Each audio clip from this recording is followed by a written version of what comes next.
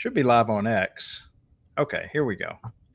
All right, Craig LeBlanc here again for another interview with the Bitcoin Daily Show. I'm one of 12 hosts that is with the Bitcoin Daily Show every day, 8 to 10 a.m. So if you want to hear more Bitcoin content from all the other 11 hosts, tune in each day for the last 270 plus something days. And Adam was one of our guests because of the work he's been doing in Bitcoin and in Africa and Victoria Falls. So I wanted him to come on to the show, the live interview, where it's just, me and him, and he can tell us a little bit more about what he's doing and his life and journey and where is he going. So welcome to the show, Adam. How are you doing? Good. Yeah, thanks for having me. I'm excited to talk a little bit about circular economies and just the journey that I've been on. It's been a fun one for sure. Man, so you said you just got back from France or No, I'm a big world traveler. That's kind of where all this came from. France was pre-visiting Africa last year. So in November, my wife and I did a big trip. So I work in the nursing education space for my fiat job, and so partial work trip and then partial vacation / Bitcoin trip. So I did Plan B in Lugano, and I was in France for work and got to tie that all in together. And that's where I met some Bitcoiners there. I got this hat, traded some fiat traded some Bitcoin for euros. And then went to Plan B in Lugano, did some other nursing education work throughout Italy and England, Bahrain, United Arab Emirates, and Qatar. And then ended the nursing education portion of the trip and went off to Zambia, Botswana, and Zimbabwe, and kind of kicked off the initial phases of Bitcoin Victoria Falls by meeting with some people and really getting the groundwork laid for what was to come in March when we launched our first cohort of students for the My First Bitcoin course. So, yeah. Wow, man, that's a big. Have you always been a globetrotter, or is that something? Yeah. Where does that come from? Is that just your parents were like that, or you you got off the house, you were ready to go? I mean, my mom, when I was growing up, I was actually kind of thinking about where my love for all of this came from, and why I consider myself so globally focused. But my mom used to manage exchange students, so she would bring exchange students in. They would stay in the area for the school year. We would have one or two in our house each school year. So each year I had a new exchange student that was staying with us. They became like brothers and sisters to me. But she also managed and coordinated people in in the area. So she did like 20 at a time, 15 some years, 30 some years or whatever. But I was constantly exposed to cultures and different people from different areas of the world. It really gave me a love for travel, but also a love for culture, and just experiencing culture in different ways and observing it, right? You get a really unique perspective when you're a middle schooler or a high schooler and are kind of exposed to people from all walks of life in all areas of the world. So that was kind of really what kind of has me now in my 30s and really passionate about traveling, but passionate also about making an impact globally, is kind of where that comes from, I think. Man, that's great to grow up with that. I had a few exchange students as well, and then growing up, my mom was similar, but probably not quite as aggressive as your mom as far as that many. But I know what you mean, because it's crazy to watch them experience our culture, and they speak about it like it's so different, but you don't have any context until you travel.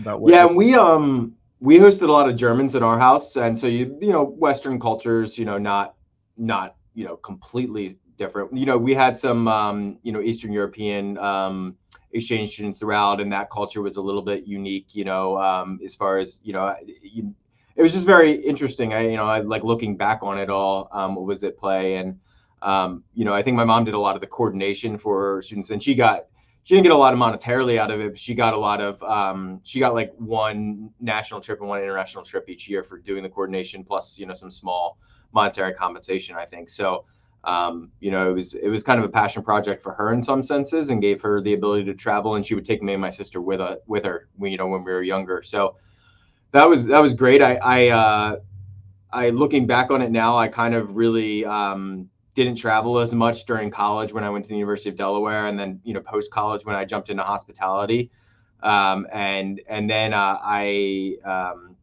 left hospitality to join the company I currently work for, and that that kind of hiatus from work re-sparked my love for international travel. I went to Australia for a month, and now I'm back on the horse. Man, so how long are you in the States for before you head out again?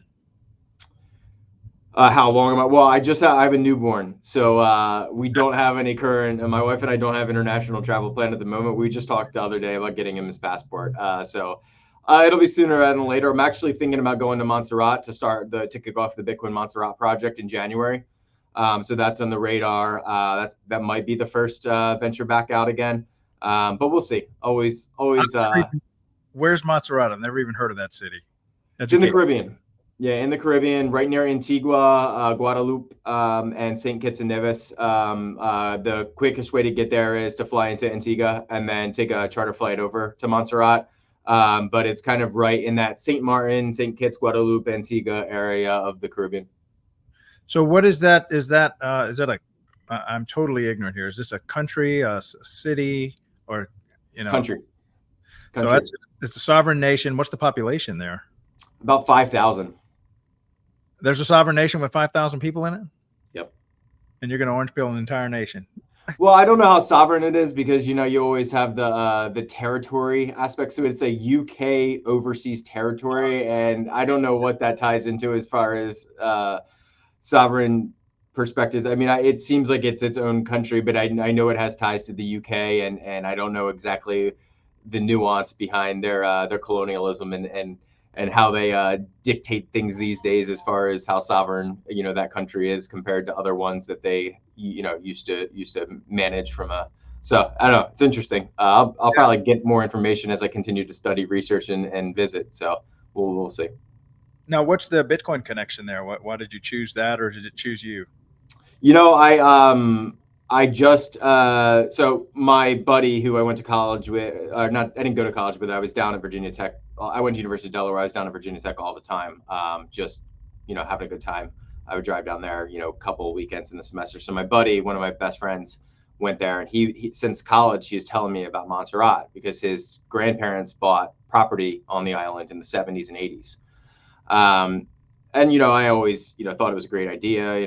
Love for travel. It's very rural, hard to get to. He's gone down here and there, but he's not down there all the time either because it's difficult to get to. But he kept telling us about this island, and you really you hear him out, but then you're just like, yeah, it just never transpired, right, as far as going to visit with him. But funny enough, as I was creating the Bitcoin Victoria Falls project last year, I was at his house over Christmas. So it was December 2023. I had just gotten back from Africa. We were going in to launch the start of the Bitcoin Victoria Falls project in March, and I was at his house, and he showed me this documentary. This documentary was called Under the Volcano, and I watched this documentary, and my mind was just blown. And I said, "This is the perfect Bitcoin circular economy." And I have the footprint and the knowledge to kind of kickstart this one. Let's get going. So the reason being is if you look at this documentary, it chronicles the cultural rise of Montserrat in the 70s and 80s. And the reason being, George Martin, who's the producer of the Beatles, created a recording studio on the island called Air Montserrat. And so all of the big musicians in the 70s and 80s went and recorded on this island. I mean, if you watch this documentary, all of the big hits from the 70s and 80s were recorded at Air Montserrat with George Martin. Earth, Wind and Fire, John Lennon, just I have trouble because I didn't live in that era rattling them all off the top of my head, but it's really interesting to watch this documentary. And so you had about 13,000 in population on the island at that time, and just a music culture, obviously economically probably the island's doing well. You have massive celebrities coming, and musical celebrities coming to the island. They're getting obviously attention and focus in the media on there, and so that was their kind of way to get away from the hubbub of London, because there was a lot of the UK recording artists and the ones who had ties to that. And so it was their way of escaping London and finding kind of serenity on this island and recording their albums. And so all is going well, huge hustle and bustle on the island, big cultural, focus in that time. And then things started to die out when analog recording switched to digital recording. So the I guess the recordings weren't as popular, but and maybe people weren't frequenting the island as much in the early 90s, but it was still, somewhat thriving from all of this, that had been built up. In 1995, the Soufriere Hills volcano erupts and destroys the capital of Montserrat, which is Plymouth, and wipes out about half of the island's infrastructure. I don't know the exact death toll numbers. I don't think it was massively impactful from a death, but it was massively impactful from a destruction perspective. And so the United Kingdom offered citizenship to anybody who wanted to leave the island, and most people took them up on that. So I think it dwindled down to like 1,200 to 2,000 people in population on the island post volcano in like the early 2000s. It's since climbed back up to 5,000, but obviously, you went from a cultural thriving island with celebrities visiting to half of the island getting wiped out and the population getting cut by a third almost or more. And so when I saw the chronicle of this island, I thought revival via Bitcoin circular economy back to that cultural time where it was thriving, and what can we do to bring that excitement and that back to the island. And so that's where I'm at with it. I started working on that 6 months ago when I saw the documentary and kind of had the footprint for Victoria Falls. And so we're in the works on getting that going.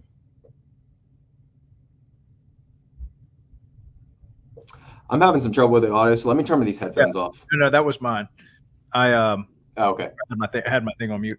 What's your roadmap to creating a circular economy? Like Victoria Falls was your first, but obviously now you've got one under your belt going for, this will be the second one, right?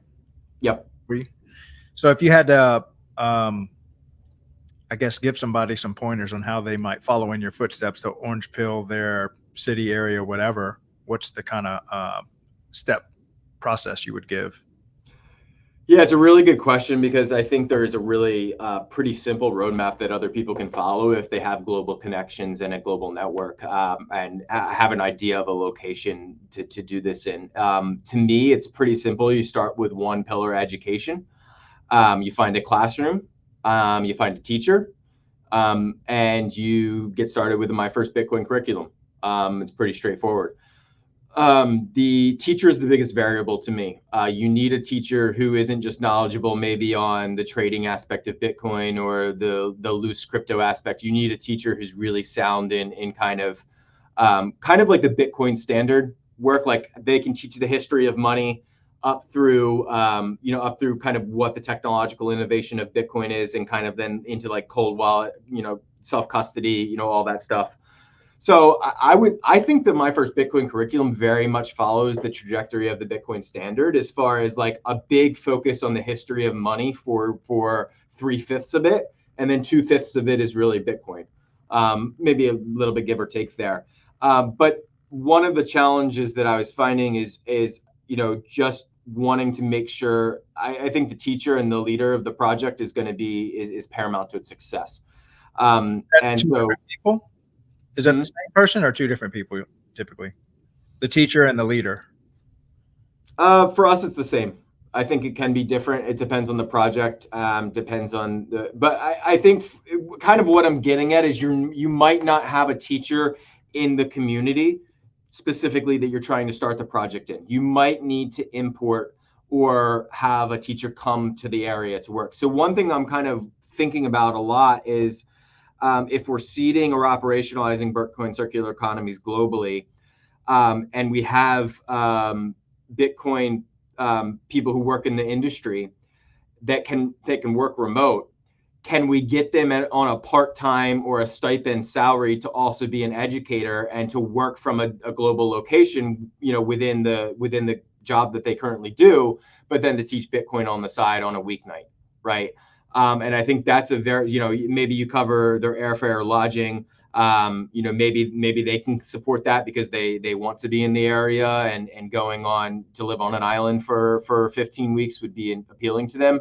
The challenge with that becomes so that's twofold. You need a Bitcoin educator who can teach the curriculum and is Bitcoin knowledgeable and can go through that, right? but you also need somebody in the community who can eventually take on the leadership and stay within that community. So that there's kind of a push-pull there. As far as I think when you're really kind of seeding something at early stages, finding the best teacher is important.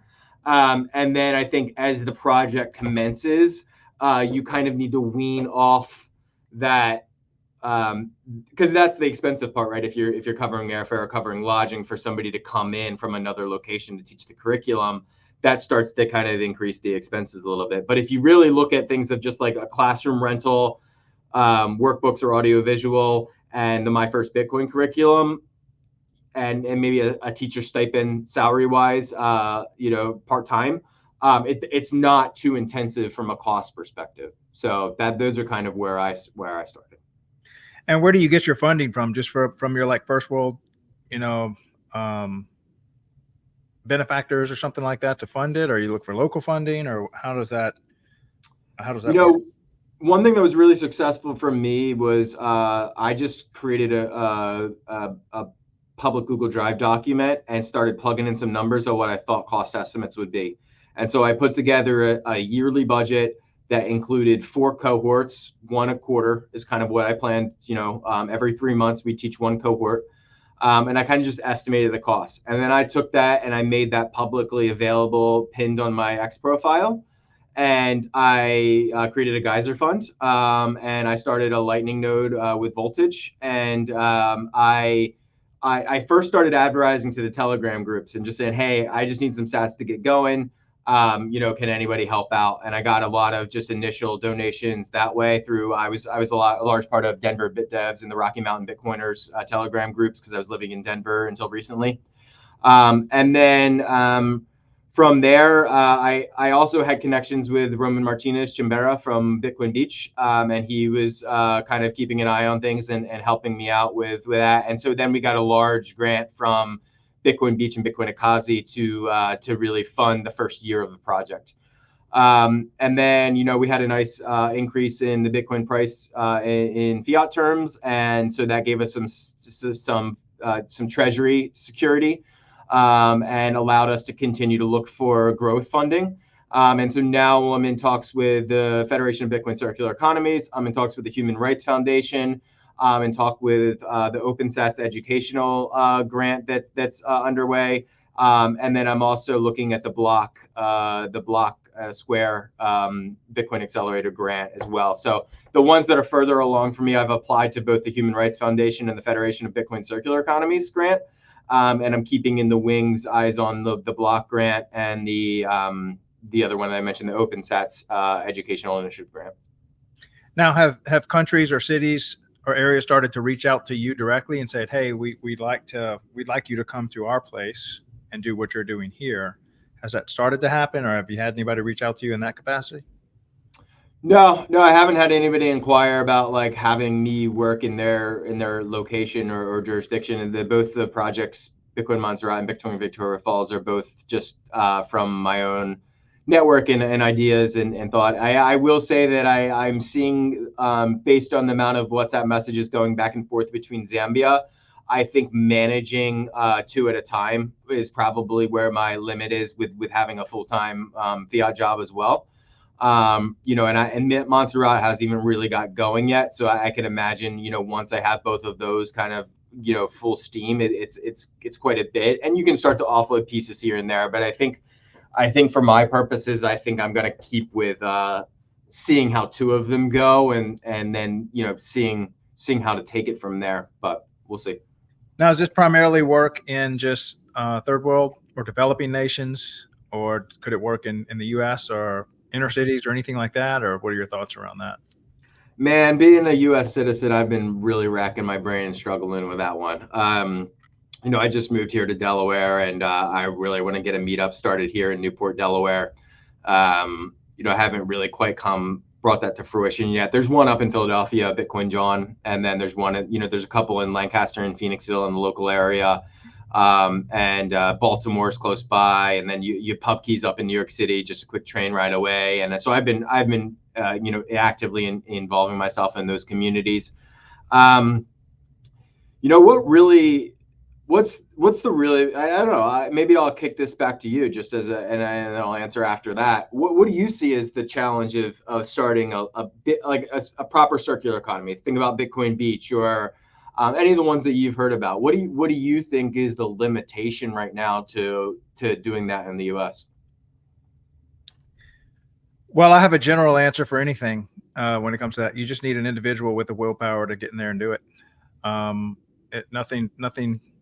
Nothing denies humans wanting something really bad. So if you've got a guy or a gal that's willing to just say, I want this in my city, or I want this for my family, I want this for my community, and then you go look at anything that was built, you can always trace it back to some crazy founder that just said it will be done, and they're just not going to see it undone. Um, I did the same thing with the Bitcoin meetups here in Lafayette, Baton Rouge, and New Orleans. I tried to look for them, and then finally I just said, look, I'll just start them myself. And so then I just started them, and now they're going, and other people are just falling out of the trees wanting to be a part of it and participate. And you often look at it like, why didn't y'all do this? Y'all are actually more qualified. Y'all are from the city. Some of y'all know way more about Bitcoin than me. It's like sometimes you just need somebody to kick people off the cliff. And here in Utah, I was like, I need to bring him to New Orleans. I have two teachers. One's a doctor, that is Dr. Montez. He is very influential in the music world, classical music. He's the maestro, I guess, for the New Orleans Youth Orchestra. And then here at not Tulane, what's this, the Jesuit college right next to it. I forget its name. It'll come to me. But then he introduced me to a couple of high school students that everyone in the whole city knows, and I'm getting them more and more involved. And so as you describe what's necessary, and then of course I live here, I would love to get it started. I'm trying to orange pill the entire city of New Orleans, and I'd like to start a state association to have like a Bitcoin Louisiana State Association and just start meetups in every single city. So that's kind of my just a little side project I'm working on along with everything else. But I talk to guys like you from the educational standpoint, and it's funny. We were talking last night at our New Orleans Bitcoin meetup, me and Ted, and said, we've got these teachers and I've got these students. I need to figure out how to teach kids Bitcoin. And now here I am talking to you. I'm like, I think I have the answer. Adam's the answer. I need to get his playbook. Yeah, well, I mean, the educational stuff is going to be dialed in, and the social meetup stuff shouldn't be a problem. Where I struggle in the American sense is the merchant adoption, and I think it's because everything's nationalized or not everything, but a lot of stuff is nationalized or regionalized, and you have big corporate entities. You don't have as much small business owners. You go to Europe, you go to Africa. Everybody owns a business or everybody has a side hustle. And I think it's a lot of people here work for the man or work for a corporation or work for another entity and don't run their own businesses. Now, granted, there's plenty of business owners, but I think a good question to ask if you're ever trying to orange pill from the merchant adoption side as the U.S. is your owner local, and is this a locally owned business? You know what I mean? But I agree. I think the education, and that's what I've been thinking about with my local Bitcoin meetup here in Newport is running a My First Bitcoin cohort. The town council has actually offered me the building for $25 a use, and I was thinking of doing the My First Bitcoin class there, and then doing a meetup in like kind of a Masonic hall nearby that I've got for rental for like $125 a pop. But I think the social and the education, there's not a lot of barriers to entry there. But I think the merchant adoption side is where I really find the barriers to entry in the U.S. Just based on how things are owned and how widespread the country is.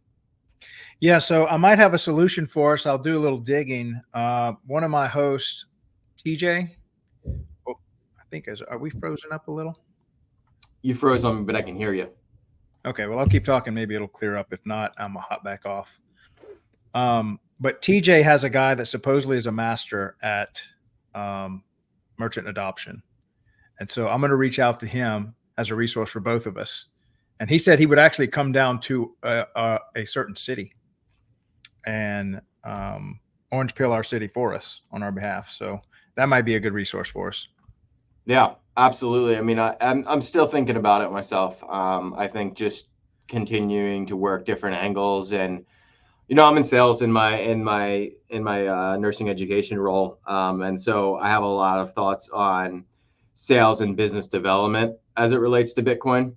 And I think the industry needs um, way more business development and sales, and people more or less, and people finding the right solution for the end user and end customer.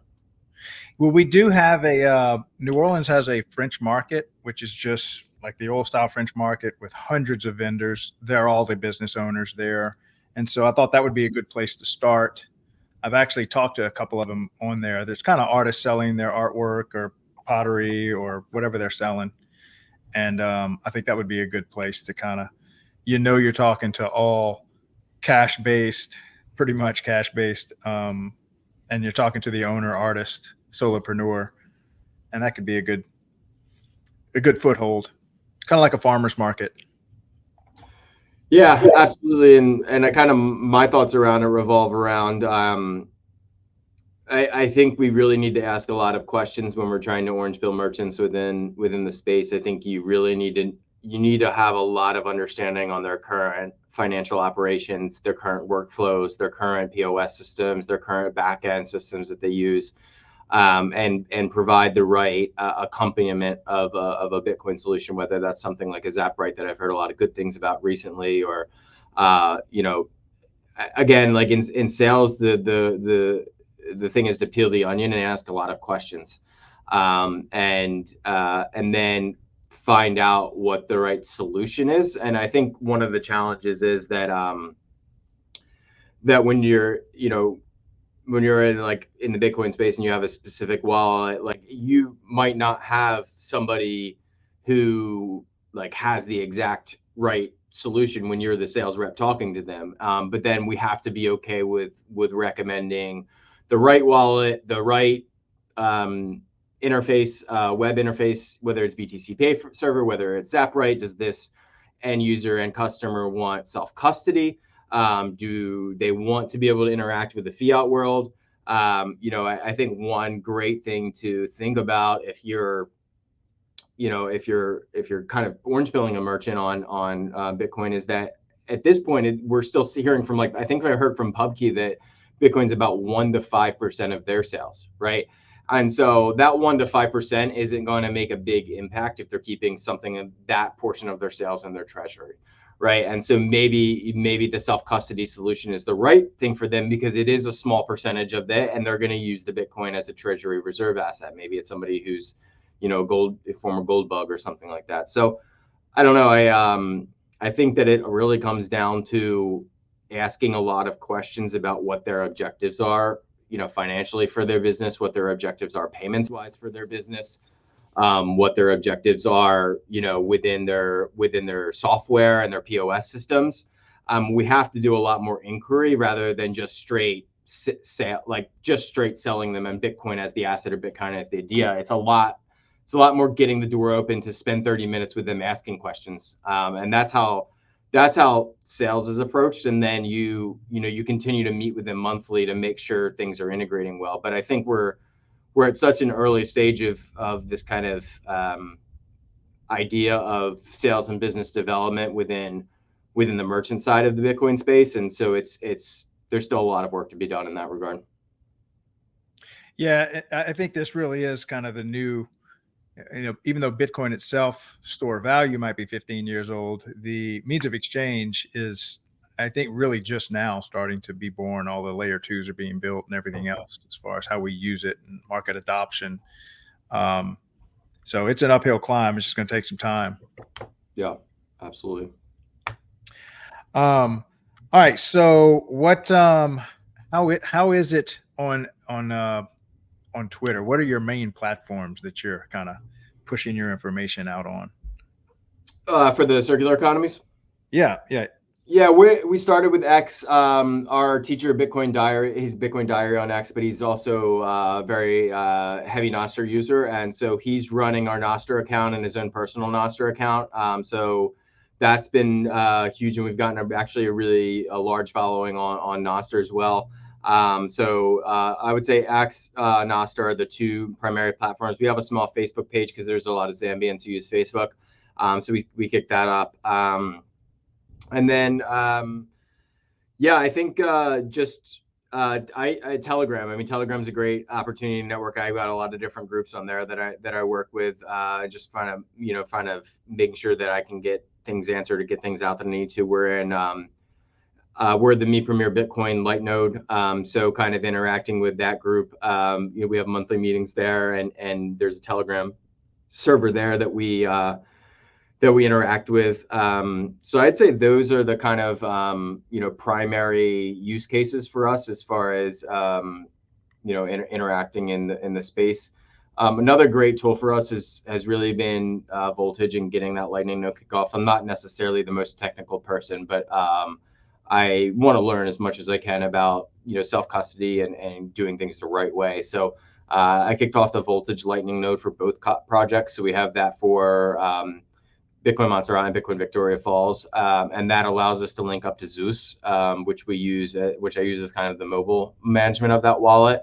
And so that's been a really, really great thing for us as far as payments and making that kind of utilizing those self custody solutions for these circular economies, and learning about the kind of liquidity and Lightning channels. And so we're across the spectrum. I would say like X, Nostr, Telegram, and then within our tools that we use for the community itself, we're using Voltage, Zeus. The Strike just became available in Zambia, so we've got a lot of people on Strike for kind of that fiat needs on as far as on and off ramps. But Blink Wallet and Wallet of Satoshi are both very prevalently used in Zambia, Manchankora. And so those are kind of the Bitcoin tools we're using to make the project to run. And then there's also the social media tools that we're using to share. Geyser Fund's been great too. They've been absolutely awesome as far as having the exposure from that side.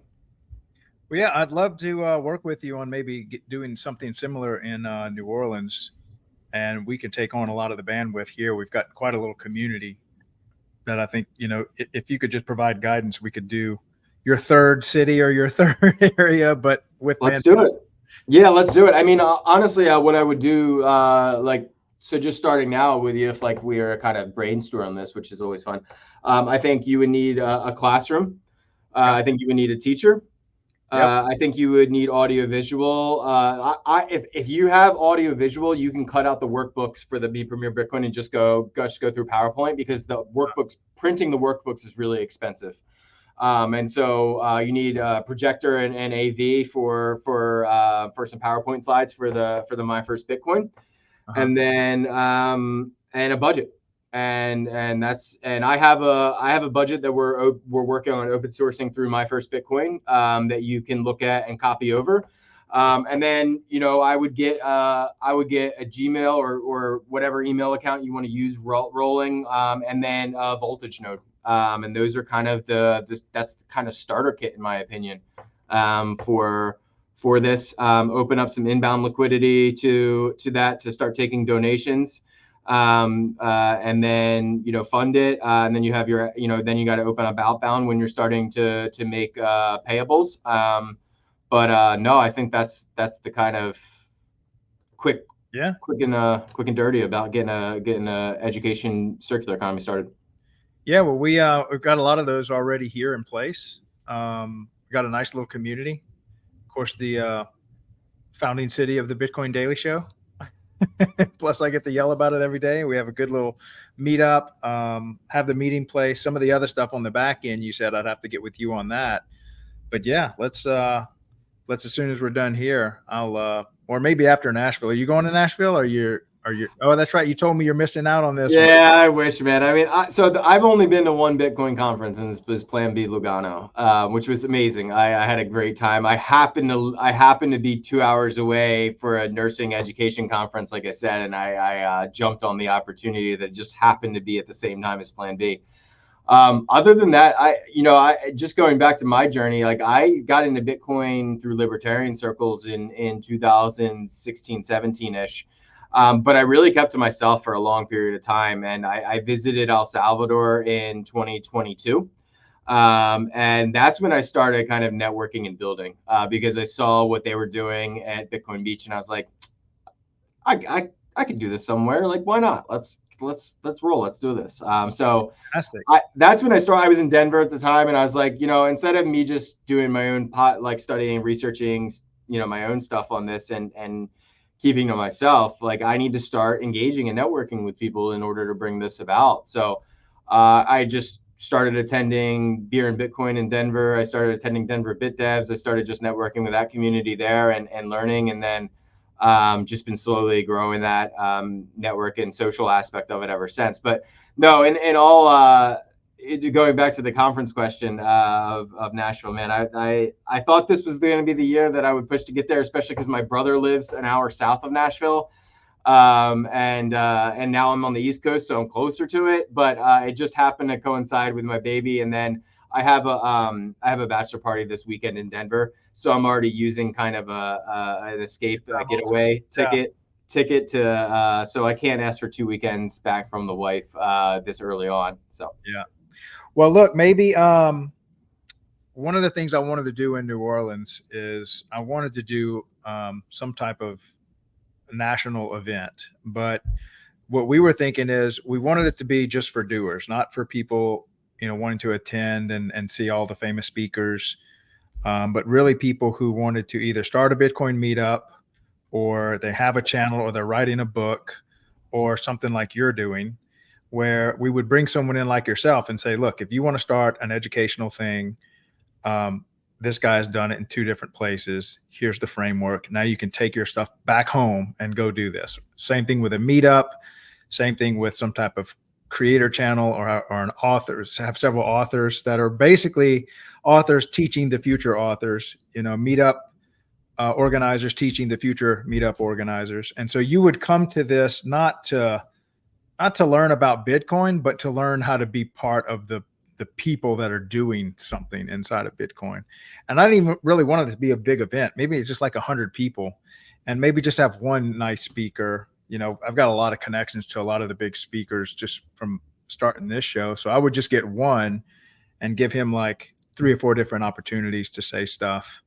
And then everything else is just going to be arming you to go back home and really do something special in your city, maybe duplicate what's done in other cities. So I think maybe what you're doing could be a part of that, especially since you've already got a roadmap for it. But that might be something we could work together on. yeah, and if you're going to Nashville, I'd recommend linking up with the Me Premier Bitcoin guys. They're running something called the Unconference. I don't know if you heard about that, but that's what they're running it at an offsite location. I think it's leading into it. But that's you could tap into a lot. There's a lot more US nodes, light nodes coming on within. So they call their kind of network the light node network. And there's full nodes and light nodes just based on kind of what the full nodes are just more experienced and have more responsibilities and voting vote in the light nodes, etc. But there's that network would be a really good one to tap into for kind of that proof of work, Bitcoin meetup, Bitcoin circular economy side of things. And there's a lot of people within the US that I think that you guys at the Bitcoin Daily Show would be good to tap into, because I think there's a lot of synergy between the meetup community and the circular economy community, right? There's a lot of similar objectives. There's a lot of similar in-person desires, right, to network, to socialize, to talk, to to show proof of work, right? And so yeah, I think that's a great idea. I'd love to come down. I'm somebody who just I'm an extrovert. I like social interaction. I love travel, and so me and my wife have a passion for food and beverage as well. So New Orleans is always top of. Oh, heck yeah. Yeah, I was listening to your podcast with Adam the other day, with Adam O from Denver Bitcoin, and you guys were talking a little bit about the New Orleans, or maybe it was Tatum. Maybe it was Tatum that was talking about, yeah, the New Orleans food scene. And man, did that kind of jive some good memories for me. So no, I'm all about it. You let me know what dates are. We'll see if we can swing it. I'd love to bring the wife and the baby down. And I'd love to, I don't know if you mentioned kind of having one speaker, but I'd love to, I could present on something related to how to seed or operationalize a circular economy in a distance kind of environment, right? Because that's the kind of speakers I would want. I would call that a workshop, that it would be predominantly workshops with maybe a keynote speaker. Yep. That might bring a little drop, but maybe even not. Maybe just solid workshops. And we were thinking about doing it quarterly. That way we have a nice, cadence of, if you missed this one, but you want to learn about meetups, just catch the next one. And then if we're only having like 100 people attend, then we're just slowly processing them. And then what happens is, at least in my opinion, we get good at teaching how to do a meetup. Like the classes themselves get better, the curriculum gets better. And this is like a couple of years from now, this might be the 8th time we've taught this class and brought in all the resources, so that we can really almost produce solid graduates that can go back to their city armed with everything they need to have solid meetups, circular economies, maybe even like Don Bay's doing, and Orange Pill their city council. Because I think that's kind of what we need. We need this market adoption, community adoption. And I think we've got the education, solid books, great content covered as far as the community. I mean, we've just got some solid people producing some great content and stuff. And I think right now we just need we need to train the coaches. We need a coaching staff that can go back. Yeah, and we like, back to my previous point, we need teachers who can go out or are interested in going out into the world and teaching these in communities. And that I don't know, that concept is really interesting to me. I mean, the problem is the monetary compensation isn't going to be huge because it's a philanthropic initiative, right? And so if you can get people that are full-time remote workers in another capacity or another industry that just want to teach Bitcoin education on the side and go visit a location that needs a teacher, right? I think that's a really interesting thing for me as these circular, and even as a guest speaker, maybe we have, like, for my Bitcoin Victoria Falls, I have a good full-time teacher, but maybe we want a guest speaker to come in and talk about something. So I don't know, there is the cost of airfare, lodging, and travel, which does add up, and that does kind of pinch out things that would be more productive from a Bitcoin perspective. So I think there's downsides to it, but I think we do need teachers that are knowledgeable enough to teach the My First Bitcoin curriculum, that are ready to go should they be called upon or needed within some areas. And the closer to the source, the better, right? From a cost perspective, like if we're sending somebody from New Orleans to the Caribbean, I can't imagine the flights are going to be that crazy. Right. So, no, I think it's a really good idea. And, I'd be happy to jump in and be involved in any capacity. Yeah. Yeah. Well, and definitely I want to stay close to see how you're doing with your two cities right now, your two areas, and just love to help, shine a light on that as some of our successes that we need to be getting the word out on. Because I think you said something really important, that it can't be that hard. I've seen what they do in here at Bitcoin Beach. Surely I can do this over here. And you just went for it. I think that story alone needs to be highlighted, that just go do something. Like, get off zero when it comes and again, it didn't go from, I think one thing to note for just people listening is, like, I had monthly meetups for a year before we launched, right? So it's not going to happen tomorrow either, but you need to start putting in some kind of proof of work. You need to start networking, right? Like, a big thing for me is get out to your local meetup and go just talk with people. Like, tell them about your idea, bounce things off them. What do you think's good about it? What do you think's going to be a challenge, right? Schedule a meeting with me. I'm be happy to kind of share with you kind of what I think. I talked to the guy from Armand from Yes Bitcoin Haiti. He's seeding the Haiti initiative from California, right? And he's got two people that went through Felix Magungu's Bitcoin Core curriculum, which teaches them My First Bitcoin, and now they're kind of looking to then take that and teach their own students in Haiti, right? And so there's people out there, like if you're listening to this and you think that's a good idea, if you have a network globally, if you have people that you know in different countries that might be open to this idea, if you like, there's a lot of people, there's a lot of curious people in the NGO space, and I know it's kind of like that, kind of like it's challenging because there's a lot of government and fiat implications with some of that's rolled out, but I've got a lot of connections in Denver that work in nonprofits globally, and people are looking at what's going on with these circular economies and keeping their eye out. Right, so if you have those connections, with any NGOs or any people who work on global nonprofits, talk to them, ask them about where they were stationed or where they visited and what the local community is like. Understand the culture. Understand as much as you can and do your research, right? So because one of the ways we did this is so when I had the idea at Bitcoin Beach, my first half second thought went to Denver. I was like, nah, I want to go global. So I have been donating to a philanthropic initiative called the Free Haven Community Initiative, and they go into rural villages in Zambia and help with education, help with school supplies, help with nourishment and nutrition. They help to financially support kids who don't have the money to pay for school.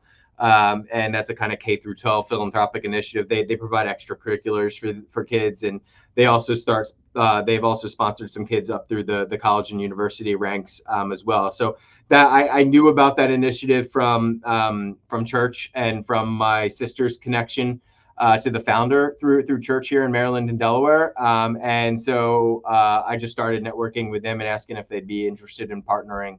And I thought it would be a little bit more of a circular economy under the Free Haven Community Initiative at first, but what it kind of really built into is more of two side-by-side projects in the same community, and we kind of just bounce ideas off of each other, and maybe eventually there'll be more collaboration and specific integration.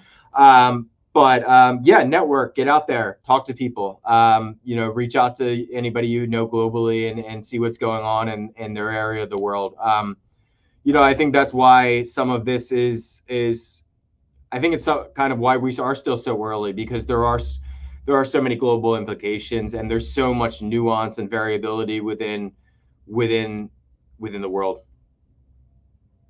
Now, if you had to ask for help or assistance, if you have somebody that's saying, hey, I'd like to volunteer, what kind of talent are you looking for? What do you need? You have any immediate needs or how you'd like to see this grow, a personnel or talent standpoint? Yeah, it's a good question. Let me rephrase it. You mean within like, what? Yeah, rephrase it. Let's say somebody's listening and they're like, man, I really like to get involved with what Adam's doing. Would you just reach out directly to you and maybe you could just plug them in? And because I'm always asking, call to action on at least on a lot of my shows. If this sounds like something you want to do, even if you want to be a host or help host the Daily Bitcoin Show or help network, or if you just want to start a meetup, give us a call and we'll plug you into your local community. Yeah, if you're in Africa, shoot me an email at bitcoinvictoriafalls@gmail.com. If you're in the Caribbean, shoot me an email at bitcoinmontserrat@gmail.com. If you're in the US and just want to meet with me and just kind of see, like, bounce ideas off of me, it's my name at gmail.com, just adamcopperthwait@gmail.com. As far as support financially, we have a geyser page for both projects. If you're more inclined to donate to something that has a bit of proof of work and has a real strong community and that needs the high growth perspective, Bitcoin Victoria Falls is where you want to look. We've got a lot of good stuff already. We got a great foundation laid. If you want to seed something that's kind of really early stages and watch something kind of sprout from nothing, Bitcoin Montserrat has no funding to this point other than what I've donated myself, and seeded into our Lightning node to get started. And it's July 12th. We're looking to kick that off in January, hopefully, and get down there in January and maybe and get the cohorts going next year, pending kind of the next 5 months and how everything plays out. So I think those are kind of the various angles that I would say support would be welcome. And then the other is if you want to start a circular economy yourself, whether it's in the U.S. or whether it's globally, you can schedule a meeting with me to learn a little bit more about things, but also get connected with me from Your Bitcoin. It's just the absolute easiest place to start. That curriculum is phenomenal. It's all polished, ready to go. It's all open source. The guys over there are absolutely amazing and supportive, and there's just a lot of resources to complementary resources, open source resources to just hit the ground running. So I would go dig into their GitHub. We can get you the curriculum. We can get you PowerPoint presentations. They're working on a lot of stuff that's coming soon, as far as like, other courses, other things that are works that's being done. And so I would recommend getting engaged on Telegram with that community, and just paying attention to what's going on with them, because they are high signal. Fantastic. Well, yeah, I'm going to get with you after this on all the above, because I really want to get moving here, and we've got like the way you were describing. I think we might have some of the early pieces, and then just kind of start taking those first steps. If anybody else wants to help out Adam, just look him up on X, send him a DM. I think your DMs are open, right? Yep, ready to go. Yeah, volunteer. Let's help this guy out. He's doing some great stuff. And any closing remarks for the audience listening? I think I want people in the U.S. to pay attention to circular economies and pay more attention to global implications. I think we get really caught up here in the U.S. on number go up, ETFs, investment thesis, macro, and it's well and good. It's fun to talk about that stuff. I enjoy those conversations as well.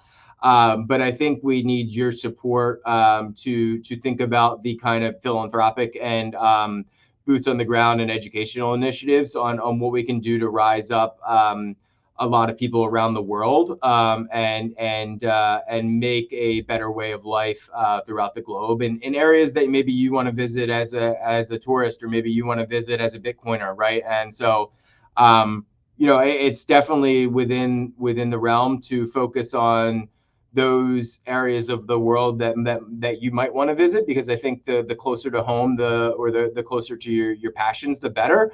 But that's where I would encourage people is do what you can to at least kind of keep an ear to the ground on what's happening within these circular economies and meetups and stuff like that. Fantastic, man. Well, look, I appreciate your time. Let's connect sometime before the end of the year, get an update pre-launch on your new let's do it. New location. Yeah, absolutely. Well, thank you. Thanks for hosting this, Craig, and for everybody out there, get out to your local Bitcoin meetup and listen to the Bitcoin Daily Show. It's great. I listen to it all the time. That's it. Fantastic. Thank you, man. Thanks, man. Yeah. You too. Bye.